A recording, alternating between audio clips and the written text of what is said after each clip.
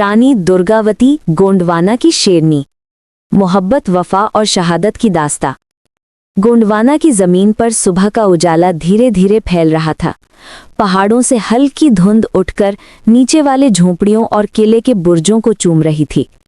इस वक्त महल के अंदर रानी दुर्गावती अपनी तलवार के वारों की प्रैक्टिस कर रही थी। उनके पास उनका वफादार जनरल सेनापति वीर सिंह चुपचाप खड़ा उनको देख रहा था। हवा में तलवार की गर्दिश एक गीत की तरह गूंज रही थी। दुर्गावती की कद्दो कामत, उनके जज्बे का नूर, उनकी आंखों में चमकती हिम्मत, सब कुछ उनको आम रानियों से अलग बनाता था। उनके बारे में लोग कहते थे, जंगल की रानी है वो, दरख्तों के जंगल से ज्यादा गहरा इरादा रखती है। और वीर सिंह के बारे में खल्क ये कहती, रानी जहां खत्म होती है वहां जनरल शुरू होता है। लेकिन एक बात जिसे सिर्फ उन दोनों ने महसूस किया था मगर कभी कह ना पाए, वो था एक हल्का सा जज्बाती रिश्ता, नजरों का एक ऐसा सिलसिला जो लफ्जों का मोहताज नहीं था। बचपन से बहादुरी की राह। दुर्गावती चंदेला वंश की शहजादी बचपन से ही तलवार और तीरंदाजी की शौकीन थी। जिस उम्र में लड़कियां खिलौनों से खेलती हैं, रानी उस उम्र में घोड़ों और भालों से दोस्ती करती थी। बाप ने अक्सर मुस्कुराते हुए कहा, दुर्गावती, एक दिन तू अपनी तलवार से रियासत का आसमान चमका देगी। ये बात बाप की दुआ थी, लेकिन जिंदगी ने इसे हकीकत बना दिया।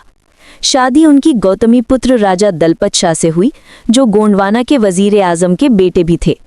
शादी मोहब्बत से ज्यादा सियासी थी, मगर एक दूसरे की इज्जत ने उनका रिश्ते को मजबूत बना दिया। कुछ ही सालों बाद राजा दलपत शाह मर गए और दुर्गावती ने तन्हा गोंडवाना की सल्तनत अपने कंधों पर उठा ली। मुल्क के बुजुर्गों ने कहा, एक औरत इतनी बड़ी सल्तनत कैसे संभालेगी? लेकिन दुर्गावती की आंखों की साख ने उन सबको चुप कर दिया। उस वक्त से वो सिर्फ रानी नहीं रही, शेरनी बन गई। वीर सिंह का जमीन से आसमान तक का सफर। वीर सिंह असल में एक गरीब पलटन के सिपाही का बेटा था। कभी जिंदगी ने उसे मौका नहीं दिया था, लेकिन जोश और ईमानदारी ने उसे रानी के सबसे करीबी अफसरों में शामिल कर दिया। पहली दफा जब दुर्गावती ने उसे जंग के मैदान में देखा था, वीर सिंह एक दुश्मन पहलवान को अकेला ही नीचा चार रहा था। उस वक्त रानी ने कहा, नाम क्या है तुम्हारा? वीर सिंह ने सर झुका के कहा, आपकी रियासत का गुलाम हूँ, बस नाम वीर सिंह है। रानी ने मुस्कुराते हुए जवाब दिया, गुलाम मत कहो, गोंडवाना का शेर कहना ज्यादा मुनासिब होगा। उसी दिन से दोनों की तकदीरों का रास्ता एक हो गया। एक रानी, एक सेनापति और एक आम मगर सख्त छिपी हुई दोस्ती। एक जज्बा जो वक्त के साथ बढ़ता गया। गोंडवाना का सूरज धुंधला होने लगा। सदियों से गोंडवाना एक आज़ाद मुल्क था, लेकिन मुगल फौज का इरादा सारे हिंदुस्तान को अपने ज़ेरे साया लाना था।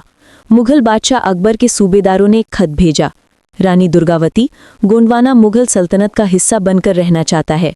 आप जजिया और खाज के साथ अपना एतबार भेजें। दुर्गावती ने खत को हाथ में लिया, उसे दोबारा पढ़ा, फिर तलवार उठाई और खत को दो हिस्सों में काट दिया। गोंडवाना किसी का गुलाम नहीं बनेगा। ये बात महफिल मुल्क तक पहुंच गई। अवाम को अपनी रानी पे फख्र था, मगर वीर सिंह का दिल एक पल को बहका। अगर ये जंग लंबी चली तो रानी को वो बात अधूरी रह गई। पहली मुलाकात का नया रंग। रात का वक्त था। महल की छत पर चांदनी फैली हुई थी। रानी एक हिरन की तरह सीधी मगर थकी हुई नजर आ रही थी। वीर सिंह दूर खड़ा था, लेकिन उनकी नजरें अक्सर एक दूसरे को ढूंढ लेती थी। वीर सिंह, तुम रात को अभी तक यहीं क्यों हो? जनरल ने हल्का सा मुस्कुराया। आपकी हिफाजत की जिम्मेदारी मुझे सोने नहीं देती रानी साहिबा। रानी ने पहली दफा उसकी तरफ गहरी नजर से देखा। उस नजर में एक अजीब सी नरमाहट थी जो शायद दोनों समझ गए थे, मगर दोनों ने उसे इजहार नहीं किया, क्योंकि दुर्गावती सिर्फ रानी नहीं थी और वीर सिंह सिर्फ सिपाही नहीं। जिम्मेदारियों के नीचे जज्बात दबा दिए गए थे। मुगल फौज का पहला हमला। गोंडवाना के उतार चढ़ाव वाले पहाड़ों में से धूल उठी। मुगल फौज का लश्कर साइयों की तरह बढ़ रहा था। उनके पास तोपलियां, तोपें और हजारों रिंगबाज थे। रानी ने अपने हवालदारों को बुलाया। आज से हर सिपाही, हर पुख्ता आदमी और हर घोड़ा जंग के लिए तैयार रहे। वीर सिंह ने जोश भरते हुए कहा, रानी माँ, जब तक आप जिंदा है कोई गोंडवाना की तरफ आंख उठाकर भी नहीं देख सकता। और रानी ने जवाब दिया, नहीं वीर, जब तक तुम मेरे साथ हो मैं हर जंग जीत सकती हूँ। यही वो वक्त था जब दोनों के बीच वो छुपी हुई लकीर थोड़ा सा और साफ नजर आई। लेकिन जंग का वक्त जज्बात के इजहार का वक्त नहीं होता। अगली ही सुबह मुगल फौज ने हमला कर दिया। तोपें गरजी, तलवारें भीड़ गईं, तीर हवा में गूंज उठे। रानी अपने घोड़े बादल की पीठ पर बैठी आगे आगे लड़ रही थी। वीर सिंह उनके साथ साथ हर तीर को रोकता, हर वार का जवाब देता चल रहा था। गोंडवाना के लोग कहते, रानी और वीर दोनों एक ही धड़कन की तरह लड़ते हैं। हल्के जज्बात, गहरी मोहब्बत। जब मुगल फौज वापस हटे, रानी और वीर सिंह को हल्की सी चोट लगी। रात को वीर सिंह रानी के जख्म पर लीप लगा रहा था। रानी ने पहली बार इतनी नजदीक से उसे महसूस किया। उसके हाथ कांपते नहीं थे, मगर नजरें फिसल फिसल कर वापस लौट रही थी। वीर, तुम्हें चोट ज्यादा लगी है। वीर सिंह ने हल्की सी मुस्कुराहट से कहा, अगर मेरे लहू की एक बूंद भी आपकी हिफाजत में बह जाए, मैं उसे अपनी खुशकिस्मती समझता हूं। दुर्गावती ने एक पल को उसे देखा, बस देखती रह गई। वो जज्बात जिसे दोनों आने काने में पालते थे, वो रात थोड़ा सा और गहरा हो गया।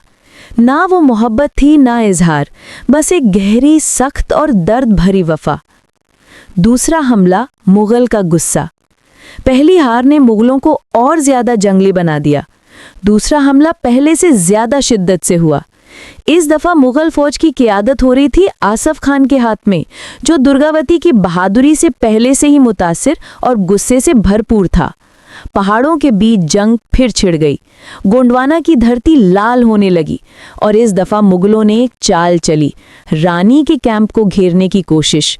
सकती हूं, रानी ने कहा, हम घेरे जा रहे हैं वीर, हम दो रास्ते में लड़ेंगे। वीर सिंह ने कहा, नहीं रानी, मैं आपसे दूर होकर नहीं लड़ सकता। रानी की आंखों में कुछ चमका, एक जज्बा, एक डर, एक रिश्ता जिसे वो नाम नहीं दे सकती थी। मगर मुल्क के लिए हमें दूर होना होगा। वीर ने सर झुका दिया। उस वक्त दोनों ने समझा कि उनका मोहब्बत का फैसला नहीं, मुल्क का फैसला ज्यादा अहम है। जंग का आखिरी मोड़। मुगल फौज तीन तरफ से गोंडवाना को घेर चुकी थी। रानी दुर्गावती अपने घोड़े बादल पर सवार तलवार लेकर आगे बढ़ रही थी। वीर सिंह दूसरी तरफ से अपने सिपाहियों के साथ मुगल पलटन को रोक रहा था। उस दिन आसमान पर धूल ही धूल थी। फिजा में तलवारों की खनखन, घोड़ों की दहाड़ और लोगों की चीखें गूंज रही थीं। रानी के कंधे पर तीर चला। वीर सिंह ने दूर से देखा और बिल्कुल पागल होकर रानी की तरफ दौड़ा। रानी माँ! रानी ने घूमकर कहा, वीर वापस पलटन की तरफ जाओ। नहीं, आपको अकेला कैसे छोड़ दूं? अचानक मुगल फौज का एक बड़ा लश्कर रानी पर टूट पड़ा। वीर सिंह ने अपनी तलवार को उनके सामने दीवार बना दिया। वीर सिंह ने एक के बाद एक दुश्मन काट दिए, मगर तीर और भालों ने उनके सीने को चीर दिया। रानी ने चीख कर कहा, वीर सिंह! वीर ने मुस्कुराते हुए सांस टूटी हुई आवाज में कहा, रानी, जब तक मैं था कोई तीर आप तक नहीं आया। रानी की आंखों से आंसू टपक गए, मगर जंग रुकती नहीं थी। रानी का आखिरी फैसला। रानी को पाला गया था, जंग हार जाओ लेकिन इज्जत मत हारना। जब उनको पता चला कि मुगल उनको जिंदा पकड़ने की कोशिश कर रहे हैं, उन्होंने अपने घोड़े बादल से उतरकर एक गहरी सांस ली। उनकी तरफ कुछ ही फासले पर वीर सिंह शहीद हो चुका था।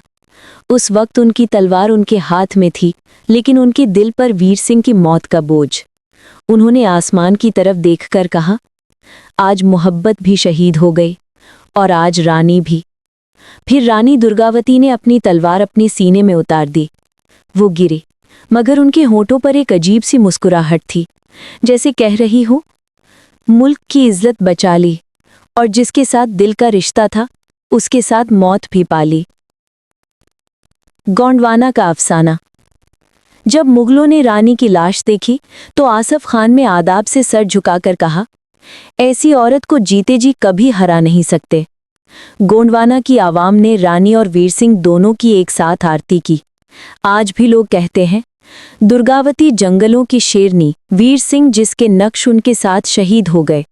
मोहब्बत और मौत दोनों ने उन्हें एक ही जंग में मिला दिया और गोंडवाना की हवाओं में आज भी उनके तलवारों की खन खन गूंजती है।